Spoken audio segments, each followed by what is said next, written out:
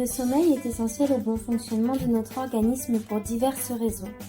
Néanmoins, il peut être perturbé et impacter la qualité de vie de l'individu. Le syndrome d'apnée obstructive du sommeil, également appelé SAOS, est un trouble du sommeil dans lequel l'individu endormi présentera des arrêts respiratoires. Ces arrêts sont liés à la diminution du tonus des muscles du pharynx qui se relâchent et obstruent ce que l'on appelle les voies aériennes supérieures. La langue est particulièrement en jeu dans ces syndromes car une langue trop peu musclée et entraînée par la gravité a davantage tendance à tomber dans le pharynx et à obstruer les voies aériennes supérieures. Mais d'où peut venir ce manque de tonus musculaire lingual ? La langue ne se muscle que si elle bouge suffisamment et correctement. On peut alors imaginer que la petite corde présente sous la langue, appelée frein de langue, pourrait être à l'origine de ce dysfonctionnement.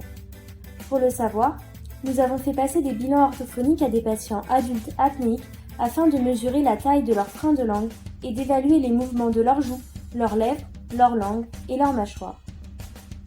Ces bilans nous ont tout d'abord permis de comprendre qu'il était essentiel d'évaluer la restriction du frein de langue sur des critères de fonctionnalité. Autrement dit, il est essentiel de vérifier comment la langue bouge plutôt que de n'observer que la longueur du frein de langue. Ensuite, entre 32 et 50% des patients ont été identifiés comme présentant une restriction du frein de langue. On s'est également aperçu que plus le SAOS était sévère et plus il y avait de chances que le patient présente une forte restriction du frein lingual.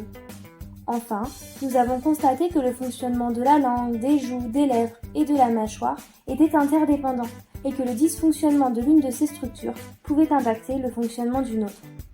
Il existerait alors un lien entre les freins de langue restrictifs et les apnées du sommeil, un lien que l'orthophoniste est en mesure d'évaluer à travers un bilan plus général de l'ensemble des fonctions oromyofaciales. C'est bien, mais que faire de ce lien dans la prise en charge orthophonique ? Les patients présentant un SAOS peuvent être pris en charge par les orthophonistes à travers la mise en place d'une rééducation oromyofonctionnelle. C'est un nom barbare qui désigne simplement une thérapie dans laquelle nous entraînons les muscles qui présentent une problématique à reprendre un fonctionnement correct. Nous avons alors proposé un questionnaire aux patients adultes apnéiques pour savoir ce qu'ils connaissaient de cette thérapie et si elle pourrait les intéresser. Il est apparu que 93% d'entre eux n'en avaient jamais entendu parler et que 87% souhaiteraient avoir davantage d'informations à son sujet. Alors si, les freins de langue restrictifs chez les adultes, ça existe. Si, les orthophonistes sont à même de les diagnostiquer et de les évaluer en veillant à observer plus généralement le fonctionnement des différents muscles de la sphère orofaciale.